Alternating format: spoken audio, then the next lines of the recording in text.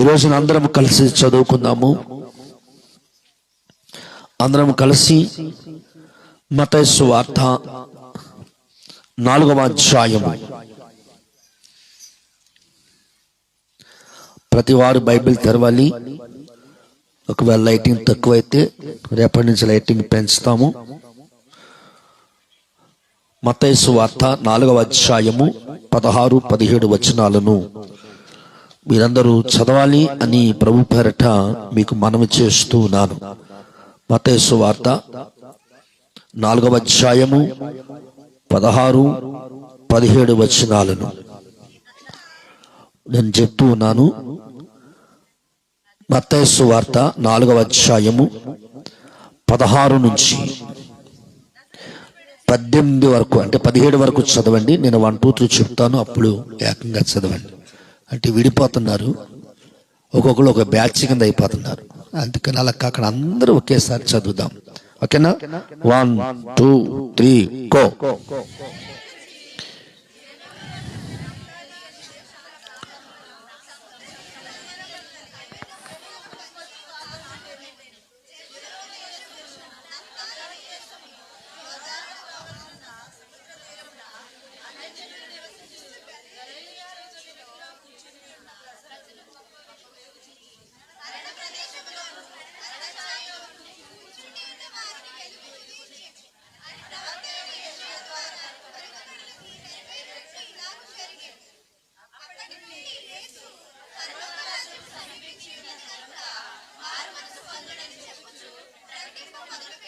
దేవునికి స్తోత్రం.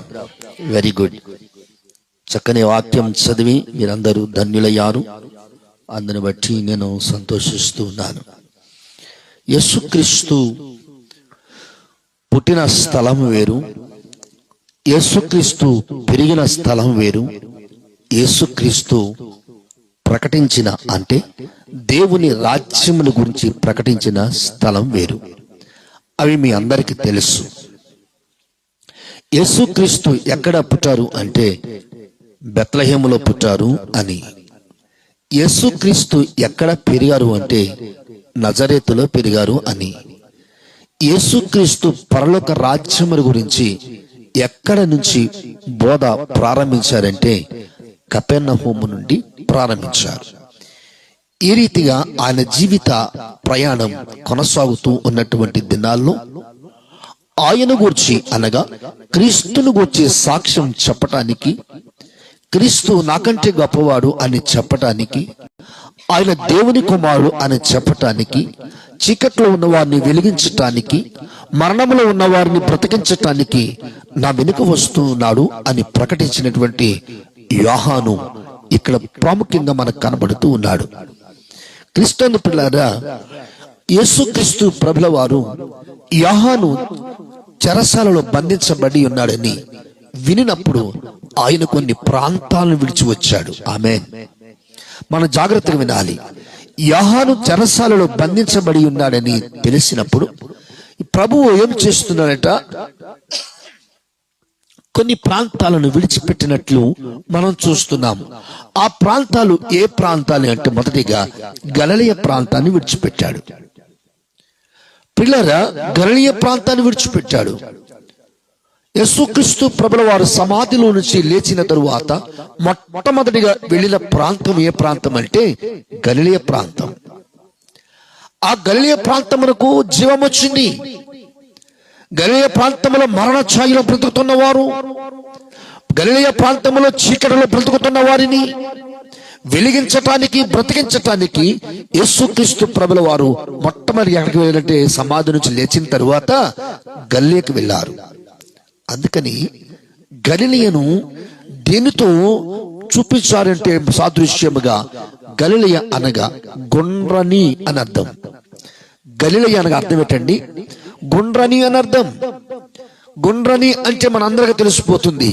స్కూల్లో చూడండి, పిల్లలు స్కూల్కి వెళ్ళినప్పుడు హెడ్ మాస్టర్ టేబుల్ మీదో లేదా మాస్టర్ టేబుల్ మీదో ఒక పెద్ద గ్లోబ్ లాంటి కనబడతా ఉంటుంది. అవునా?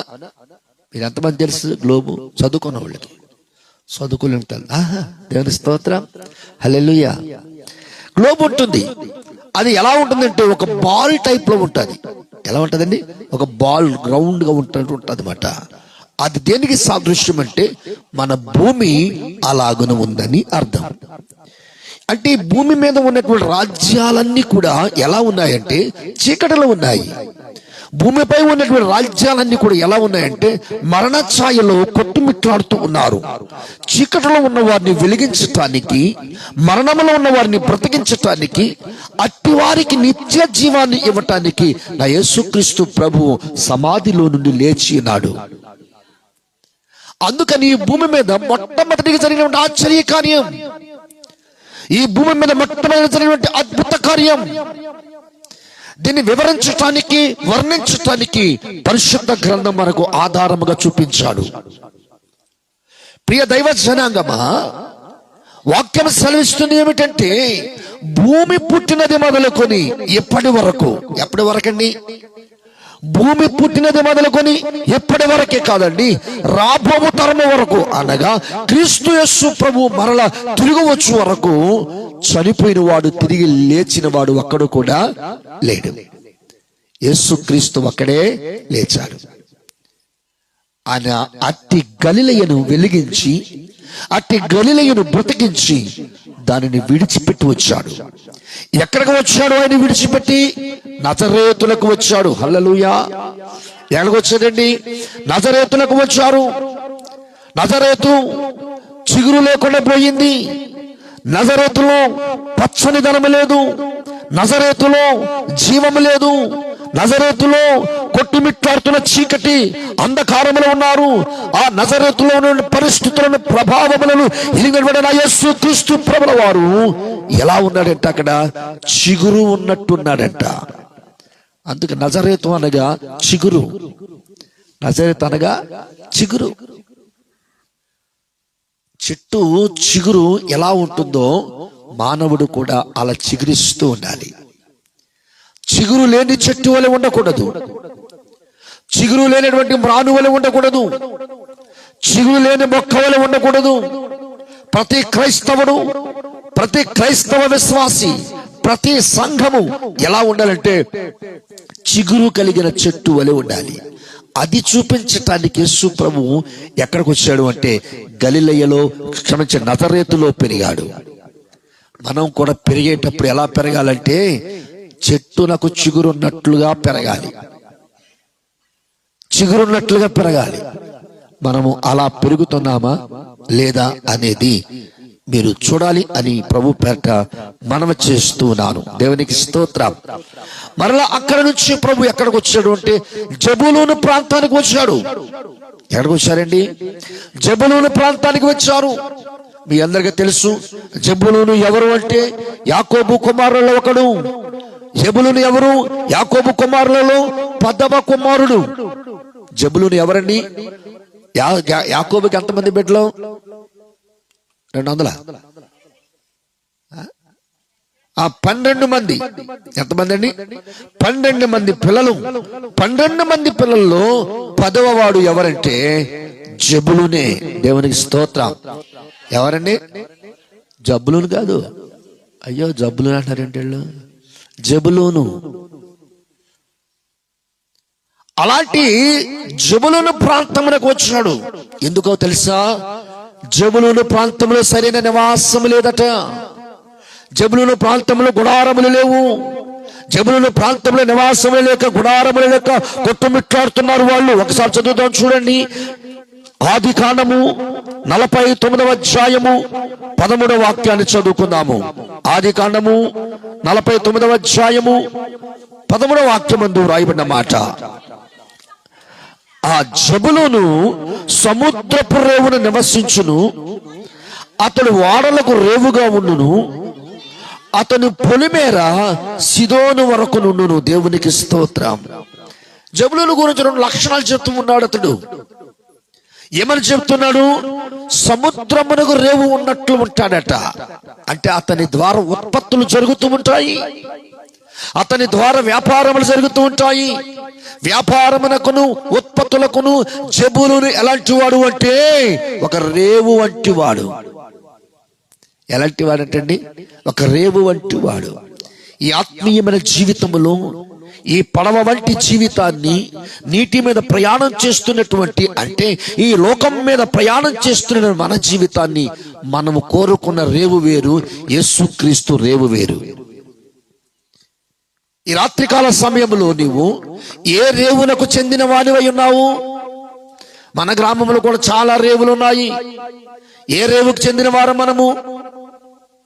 మనం అంటాం కదా, బాబు మా ఊరు వచ్చేటప్పుడు మా ఊరు కనబడకపోవచ్చు, నీవు కొవ్వూరు నుంచి మా ఊరు రావుగానే, కుమారం రాగానే పులిమేర రేవు అని ఉంటుంది. అక్కడ పాడైపోయిన ఫ్యాక్టరీ ఉంటుంది, రేకులతో కట్టిన ఫ్యాక్టరీ ఉంటుంది, పాడైపోయిన బస్ స్టాండ్ ఉంటుంది. అక్కడ దిగాలంటాం. చూసారా? రేవు కావాలి. ఏ రేవు కావాలి? నువ్వు గమ్యానికి చేరే రేవులో ఉండాలి. నువ్వు గమ్యానికి చేరే రేవులో ఉండాలి. జబూలూను గోత్రములకు గమ్యం లేదు, జబూలూను ప్రాంతంలో గమ్యం లేదు, జబూలూను గోత్ర పిల్లలకు రేవు లేదు. అలాంటి వారికి యేసుక్రీస్తు ప్రభుల వారు ఏమి చూపించాడంటే పరలోక రాజ్యానికి వెళ్ళే రేవును చూపించాడు. దేవునికి స్తోత్రం, హల్లెలూయా. ఏం చూపించాడండి యేసు ప్రభు? పరలోక రాజ్యమునకు చేరుకునే రేవును చూపించాడు. ఎవరికి? యాకోబు కుమారులలో గోత్రమైనటువంటి జబూలూను గోత్రానికి. దేవుడు నీకు నాకు కూడా ఒక రేవు చూపించాడు. ఆ రేవులోకి వెళితేనే పరలోకాన్ని చేరుకుంటాం. దేవునికి స్తోత్రం, హల్లెలూయా. తర్వాత ఎక్కడికి వెళ్ళాడు ఆయన? మరలా దాన్ని విడిచిపెట్టి నఫ్తాలి ప్రాంతానికి వెళ్ళాడు. ఎక్కడికి వెళ్ళాడండి? నఫ్తాలి ప్రాంతంలోకి వెళ్ళిపోయాడు. నఫ్తాలి ప్రాంతంలోకి వెళ్ళి ఆయన ఎలా ఉన్నాడు అంటే, నఫ్తాలి అనగా పోరాడి గెలుచుట. ఏంటండి నఫ్తాలి అనగా? పోరాడి గెలుచుట. అదే అధ్యాయంలో చూస్తూ ఉంటాం. చూడు, 21వ వచనం చదువు తల్లి. 21వ వచనం, 49వ అధ్యాయము. మరలా నువ్వు మత్తయికి వెళ్ళిపోయినట్టున్నావు. ఆది కాండమునకు వచ్చేనైనా నఫ్తాలి విడువబడిన లేడి, అతడు ఇంపైన మాటలు.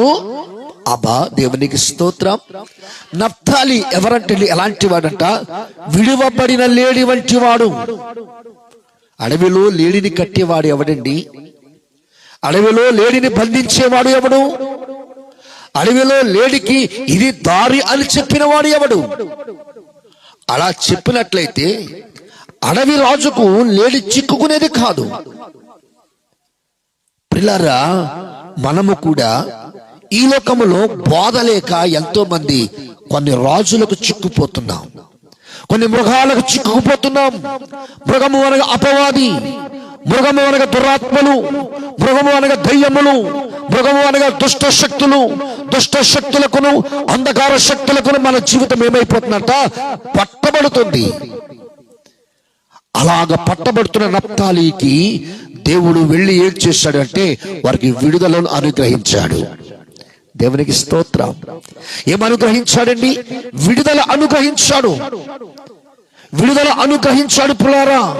ఆ విడుదల అనుగ్రహించిన తరువాత నఫ్తాలి గోత్రమును ప్రభు ఏమి చేస్తున్నాడు అంటే ఇంపైన మాటలు పలుకున్నట్లుగా వారి నాలుకలను స్వస్థపరిచెను. మన నాలుకకి ఆరోగ్యం ఉందంటారా లేదంటారా? చెప్పండి. మీరు చెప్తే నేను వినాలని ఆశపడుతున్నాను. మన నాలుకకు స్వస్థత ఉందా లేదా? చెప్పరేటమ్మా. ఉంటే మరి మీ ఇంట్లో పగలు ఎందుకు ఉన్నాయి? మీ ఇంట్లో వారికి శత్రువులు ఎందుకు ఉన్నారు? పక్క వాళ్ళతో ఎందుకు మాట్లాడు? మిమ్మల్ని ఎదురింటి వాళ్ళతో ఎందుకు మాట్లాడావు? పక్కింట్లో కనపడితే మూతి పక్క వెళ్ళిపోద్దా? ఎదురింటి వాళ్ళు కనపడితే తలకాయ పైకి వెళ్ళిపోద్దా? కాదు కాదు కాదు. దేవుడు అందుకు వారిని విడుదల ఇవ్వలేదు. ఇంపైన మాటలు చెప్పడానికి నఫ్తాలికి విడుదల ఇచ్చాడు. ఏ ఇంపైన మాటలు? దేవుని యొక్క వాక్యమే ఇంపైనది. దావీదు చెప్పాడు కదా, నీ మాట, నీ వాక్యము జుంటే తేనె ధారల కన్నా మధురమైనది. పిల్లారా, ఒక క్రైస్తవుడు మాట్లాడితే, ఒక విశ్వాసి మాట్లాడితే ఎలా ఉండాలో తెలుసా పిల్లరా? తీయగా ఉండాలి. అయితే ఏ తీయగా ఉండాలి? బ్రతుకులను సరిచేసేటట్టు ఉండాలి. జీవితాలను సరిచేసేటట్టుండాలి. ఒకడు మారు మనసు లేక తిరుగుతుంటే, ఒకడు జీవితం పాడు చేసుకుని తిరుగుతూ ఉంటే, వాడి జీవితాన్ని బాగు చేసుకునే సువాసన కలిగిన మాటలు, వాడి జీవితాన్ని బాగు చేసుకునే ఇంపైన మాటలు మీ జీవితంలో ఉండాలి. అందుకు దేవుడు నప్తాలికి వచ్చాడు. నప్తాలిని బాగు చేశాడు, నాలుకను స్వస్థపరిచాడు, ఇంపైన మాటలతో వారిని జీవింపచేశాడు. నప్తాలిని కూడా విడిచిపెట్టి ఎక్కడికి వచ్చాడు అంటే కపెర్నహూముకు వచ్చాడు. దేవునికి స్తోత్రం, హల్లెలూయా. ఎక్కడికొచ్చాడండి ఆయన? కపెర్నహూమునికి వచ్చాడు. పిల్లారా, ఇక్కడ మన పాఠం ప్రారంభమైంది. ఎక్కడికొచ్చాడండి ఆయన? కపెర్నహూముకు వచ్చాడు. కపెర్నహూములో ఏమి జరిగింది? ఆయన కపెర్నహూములోకి రాగానే ఆయన చేసిన పని ఏమిటో తెలుసా?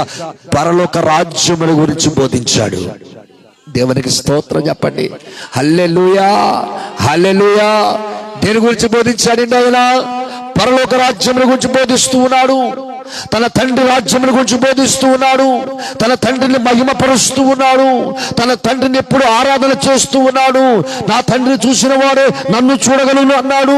నేను నా తండ్రి ఏకమై ఉన్నాము అని సెలవిచ్చాడు. నా తండ్రి లోకమునకు నన్ను పంపి ఉన్నాడని. ఎందుకనగా చీకటిలో ఉన్న వారి కొరకు వెలిగించడానికి, మరణ ఛాయలో ఉన్న వారిని బ్రతికించడానికి నా తండ్రి నన్ను పంపించి ఉన్నాడని సువార్త ప్రకటించిన స్థలము కపెర్నహూము. క్రీస్తునందు పిల్లారా, ఈ కపెర్నహూము మాటలు కాదన్నది. హెర్మోను పర్వతము నుంచి మంచు కారుతూ వచ్చినటువంటి ఈ ప్రాంతమే యోర్దాను. యోర్దాను నది యోర్దానులో పుట్టలేదండి. మన గోదావరి కుమారదేవులో పుట్టలేదు. కుమారదేవులో గోదావరి మాత్రం ఉంది. కానీ గోదావరి ఎక్కడ పుట్టింది? చెప్పండి అమ్మా. నాసిక్లో కాదు, నాసిక్ తర్వాత ఇంకో ఊరుంది, త్రియంబకం అని ఒక ఊరుంది. మళ్ళీ నన్ను పాఠశాలలో టీచర్గా చేయకండి పిల్లారా. అక్కడ పుట్టిన గోదావరి మన దగ్గరకు వచ్చేసింది. అలాగన యోర్దాను నది దగ్గర నది ఏర్పడిందంటే ఎక్కడి నుంచి వచ్చింది? హెర్మోను దగ్గర నుంచి వచ్చింది. ఎక్కడి నుంచి వచ్చిందండి? హెర్మోను దగ్గర నుంచి వచ్చింది పిల్లారా. ఇది అత్యంత లోతైనటువంటి నది. ఎలాంటిదండి? అత్యంత లోతైన నది. ఇది ఆత్మీయతకు సాదృశ్యముగా ఉంది. మనము కూడా అత్యంత లోతైన ఆత్మీయ జీవితాన్ని కలిగి ఉండాలి. ఎస్కేల్లో చెప్తూ ఉంటాడు, నేను చదివించను గాని, ఒకడేమో చేల మండలములకు దిగువాడు, ఒకడేమో మోకాళ్ళలోతు దిగాడు, ఒకడేమో మలలోతు దిగాడు, ఒకడేమో తన యొక్క రొమ్ములు మునుగునట్లుగా మునిగాడట. మోకాళ్ళ లోతులో ఉన్న అనుభవం వేరు, పేకదాగా దిగినటువంటి అనుభవము వేరు. దేవునికి స్తోత్రం. మనము కూడా మన ఆత్మీయ జీవితం అంత లోతుగా ఉండాలి. మన ఆత్మీయ జీవితం ఒకరి చేత పేరు పెట్టబడకూడదు. మన ఆత్మీయ జీవితం ఒకరి చేత అసహ్యంగా ఉండకూడదు. మన ఆత్మీయ జీవితాన్ని ఎవడు వేలు పెట్టి చూపించకూడదు పిల్లారా. మన ఆత్మీయ జీవితాన్ని సరి చేసుకోవాలి. ఎలా సరి చేసుకోవాలంటే యోర్దాను నది ఉన్నట్లుగా. యోర్దాను నదిలో ఏముంది? నువ్వు పరలోక రాజ్యమునకు ప్రవేశించడానికి ఒక అర్హత గల పాత్రగా తయారవటానికి దేవుడు నీ పాత్రను శుద్ధి చేశాడు. అక్కడ యోర్దానులో శుద్ధి చేయబడ్డావు. యేర్దానులో శుద్ధి చేయబడ్డావు. శరీరానుసారమైన శుద్ధి చేయబడ్డావు, ఆత్మానుసారముగా కూడా శుద్ధి చేయబడ్డావు. శరీరానుసారముగా యేసుక్రీస్తు ప్రభుల వారు యోర్దాను నదిలోకి దిగితే ఆయన పైకి రాగానే మరలా పరిశుద్ధాత్మ పావురము వలె ఆయన మీదకు వచ్చి దిగింది. రెండు అనుభవాలు యోర్దానులో ఉన్నాయి. అది లోతైన అనుభవం, లోతైన అనుభవం, శుద్ధి చేయబడిన అనుభవం, పరిశుద్ధాత్మను పొందిన అనుభవం నీ జీవితంలో ఉంటే అది ఎంతో గొప్ప ఆశీర్వాదకరమైనది. రెండవదిగా యోర్దానులో మరొక ప్రాముఖ్యమైన విషయం ఏమిటంటే, ఏ క్రైస్తవుడైనా ఏ విశ్వాసి అయినా యోర్దాను దాటకుండా కనానుకు వెళ్ళడు. ఇక్కడ కనాను అనగా పరలోకం, యోర్దాను అనగా చెప్పాను మీకు. యోర్దాను పైనుంచి క్రిందికి కారుచున్నది నది, పైనుంచి క్రిందికి కారుచున్న నది. నీ మెదడులో ఉన్న ప్రతి పాపము, నీ మెదడులో ఉన్న ప్రతి శాపము, నీ మెదడులో ఉన్నటువంటి ప్రతి రోగము పైనుంచి క్రిందికి దిగిపోవాలి. అది నీలో ఉండకూడదట. అలాంటి అనుభవం ఏమి చేసింది? నిన్ను శరీరానుసారముగా శుద్ధి చేసింది, ఆత్మానుసారముగా శుద్ధి చేసింది. అప్పుడు యొర్దాను దాటగలవు. శుద్ధి చేయబడకపోతే యొర్దాను దాటలేవు, పరలోకానికి వెళ్ళలేవు. హల్లెలూయా, దేవునికి స్తోత్రం. ఈ రోజున నువ్వు వింటున్నటువంటి సందర్భంలో, నువ్వు వింటున్నటువంటి యొక్క పాఠము ద్వారా నువ్వేమి నేర్చుకుంటున్నావు పిల్లరా? ఆలోచించండి. అందుకని ఆత్మీయ జీవితంలో యొర్దాను నదిని దాటడం అనేది నీ పాత జీవితాన్ని వదిలిపెట్టడం, నీ పాత బ్రతుకును వదిలిపెట్టడం. నీ సాక్ష్యం ఇక్కడ మారిపోవాలి, నీ సాక్ష్యం ఇక్కడ నూతనాంతరముగా ఉండాలి. అలాంటి గొప్ప ఆశీర్వాదం కోసం దేవుడు ఆయన క్రీస్తు యేసుకి లోకానికి వచ్చి ఈ ప్రాంతాలన్నీ విడిచిపెట్టాడు.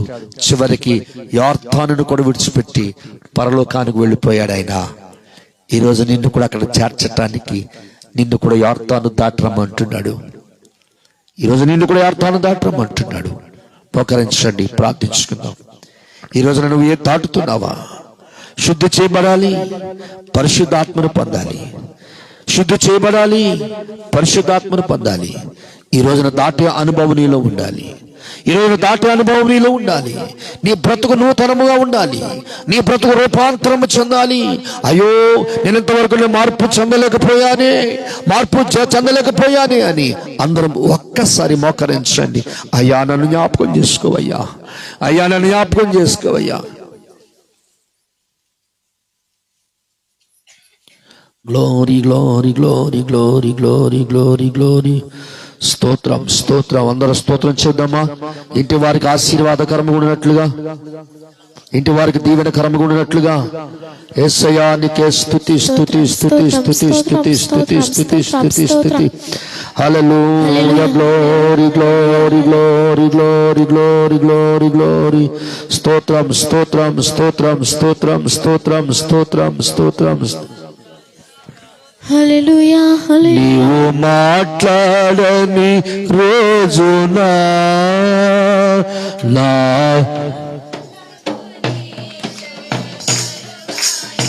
పాడాలి అందరూ. నీవు మాట్లాడని రోజున నా కన్నులకు నిద్ర కరువాయని, నీవు పెద రోజున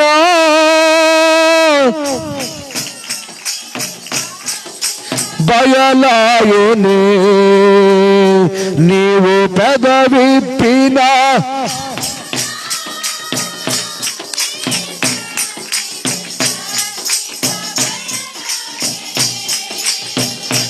నీ సన్నిధి పచ్చిక యేసయ్యా నా హృదయ స్పందన నీవే కదా. యేసయ్యా నా హృదయ స్పందన నీవే కదా. విశ్వమంత నీ నామము గణనీయము, విశ్వమంత నీ నామము గణనీయము. యేసయ్యా నా హృదయ స్పందన నీవే కదా. ప్రార్థించుకుందాం. మహిమ గల తండ్రి, కృపగల దేవా, మీకు వందనాలు చెల్లిస్తున్నాను. ఈ రాత్రికాల సమయంలో విడిచిపెట్టవలసినవి మేము విడిచిపెట్టాలి. మేము విడిచిపెట్టేవి మాదిరి కలిగినదై ఉండాలి. రూపాంతరం చెంది మేము విడిచిపెట్టాలి. మార్పు కలిగి విడిచిపెట్టాలి. బ్రతుకును మార్చుకుని విడిచిపెట్టాలి. ఆ ప్రాంతాన్ని ఆశీర్వదించి విడిచిపెట్టాలి. ఎందుకనగా యొర్దాను అనుభవం మాకు లేకపోతే, యొర్దాను యొక్క పరిస్థితులు మాలో ఉండకపోతే, యొర్దాను వంటి లక్షణములు మాలో ఉండకపోతే మేము పరలోక రాజ్యములకు చేరలేమయ్యా. అందుకు మీకు స్తోత్రాలు చెల్లిస్తున్నాను. కుడికి ఏర్పాటు చేసిన వెంకటరావుని బట్టి వందనాలు. మరొకసారి వారిని బట్టి మీకు స్తోత్రాలు చెల్లిస్తున్నాను. కుమారుడు చేస్తున్న ప్రయాణాలు, వారికి ఉన్న వృత్తి ఆశీర్వాదకరము దీవెనకరము ఉంచండి. చెల్లిని బట్టి వందనాలు. జ్ఞానవంతురాలు తన ఇల్లును కట్టును అంటున్నావు. జ్ఞానవంతురాలు పొదుపైనది. జ్ఞానవంతురాలు తన ఇంటిని చక్కబెట్టుకుంటుంది. జ్ఞానవంతురాలు మంచి భార్య వలెను మంచి తల్లి వలెను తన జీవితాన్ని నెరవేర్చుకుంటుంది. అట్టి పాత్రగా తన జీవితాన్ని నిలువబెట్టండి ప్రభు. తనకిచ్చిన ఇద్దరు బిడ్డలను దీవెనకరముగా ఆశీర్వాదకరం ఉంచండి ప్రభు. వారు మనుష్య దయలో దేవుని దయలో ఎదిగి వర్ధిల్లినట్లు సహాయం చేయండి. అలా కాంతమ్మ గారి కొరకు ప్రార్థిస్తున్నాను. వృద్ధురాలై ఉన్నారు తండ్రి, వారి నూతన పరచండి, ఆరోగ్యమును బలమును శక్తిని అనుగ్రహించమని ప్రార్థన చేస్తున్నాను. అలా శ్రీకాంతను బట్టి వందనాలు ప్రభువా. తన భార్య బిడ్డలను బట్టి వందనాలు ప్రభువా. వారి జీవితానికి మేలు చేయండి, వారి జీవితానికి మేలు చేయండి. సమాధానం ఉంచండి, నెమ్మది ఉంచండి, ఐక్యత ఉంచండి ప్రభువా. తగ్గింపు దయచేయమని ప్రార్థన చేస్తున్నాను తండ్రి. మాల్తీ కొరకు ప్రార్థన చేస్తున్నాను ప్రభువా. నీ సన్నిధానంలో తన జీవితాన్ని నిలవబెట్టండి, నీ సన్నిధానంలో తన బ్రతుకు నిలవబెట్టండి ప్రభువా. తను చేస్తున్న ఉద్యోగం సంతోషం దయచేయండి ప్రభువా. నీకు వందనాలు. చేరువచ్చిన బిడ్డలందరినీ దీవించండి. దాని మంచి అనుభవంతో తిరిగి వెళుతున్నారు. మార్పు చెందిన వారై ఉండాలి, రూపాంతరము చెందిన వారై ఉండాలి, బ్రతుకు మార్చుకున్న వారై ఉండాలి, సాక్ష్యము కలిగిన వారై ఉండాలి, పరిశుద్ధాత్మ పూర్ణులై ఉండాలి, ఒకరికి మాదిరిగా ఆశీర్వాదకరమై ఉండాలి. అలాగ ఉండినట్లుగా సంఘమునంతటిని అభిషేకించి నడిపించి స్థిరపరచమని తిన సేవకుడు బిడ్డల కోసం కుటుంబాల కోసం చేసిన ప్రార్థనకు ప్రతిఫలం ఇవ్వమని యేసు నామములో ప్రార్థిస్తున్నాను తండ్రి. తండ్రి అయిన దేవుని ప్రేమయు, కుమారుడైన క్రీస్తు యేసు కృపయు, పరిశుద్ధాత్మ దేవుని అనూన్య సహవాసము చేరువచ్చిన మనందరికీ ఇప్పుడు ఎల్లప్పుడు సదాకాలము తోడైండును గాక. యేసు రక్తమే జయం, ప్రభు యేసు నామమునకు జయం, ప్రభు యేసు రక్తం మనకు సంపూర్ణ విజయం కలుగును గాక. అపవాది క్రియలు అనంత నాశనమును గాక. ఆమేన్, ఆమేన్, ఆమేన్. అందరికీ వందనాలు.